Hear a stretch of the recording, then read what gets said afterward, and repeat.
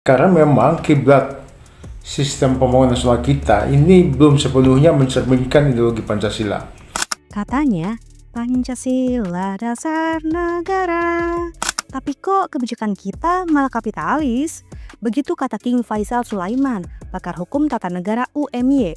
Undang-undang BPIP rencananya jadi payung hukum biar Pancasila beneran diterapkan, bukan cuma jadi jargon.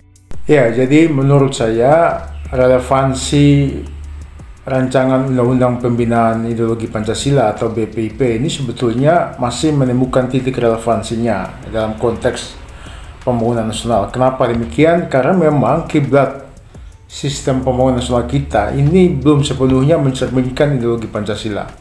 Kita harus akui bahwa banyak produk legislasi, produk kebijakan kita yang sebetulnya lebih syarat dengan muatan atau ideologi kapitalis ketimbang ideologi Pancasila sebagai falsafah bangsa kita. Itu sebabnya kalaupun rencana pembentukan BPIP itu diangkat dalam konteks payung hukumnya dalam bentuk undang-undang, itu sebetulnya sah-sah saja asalkan harus dirumuskan secara tepat dan secara jelas sejauh mana batas tugas, tanggung jawab, dan wewenang secara konstitusional yang dimiliki oleh undang-undang oleh BPIP itu sendiri. Ya, paling tidak itu BPIP itu sebetulnya harus diarahkan sebagai lembaga yang mampu memberikan kontribusi secara sistematis dan strategis, misalnya dalam konteks penguatan sistem ekonomi Pancasila kita. Bagaimana merumuskan sistem hukum Pancasila yang baik dan benar, dan termasuk sistem politik berbasis ideologi Pancasila. Bagaimana kita memantapkan, mengimplementasikan bagian terpenting dari nilai luhur Pancasila itu dalam semua segmen pembangunan nasional. Kenapa demikian?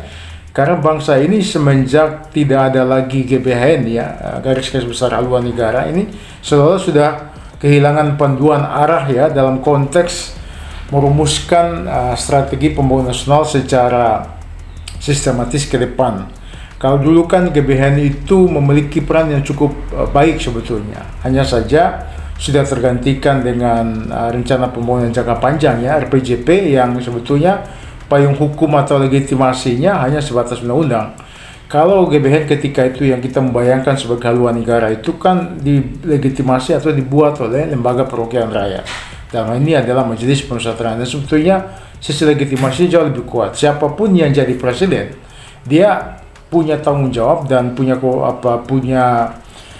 beban secara konstitusional untuk wajib melaksanakan tanpa kecuali amanah yang sudah ditetapkan dalam GBHN itu sehingga GBHN itu dalam konteks sekarang itu yang harus kita kembangkan kembali spiritnya jangan sampai bangsa ini terjadi distorsi dan kehilangan arah dalam konteks penguatan sistem dan ideologi Pancasila itu sendiri. Kalau menurut teman Alini apa iya kebijakan sekarang udah sesuai Pancasila atau malah kebablasan kapitalis? Drop pendapat kalian di komentar ya.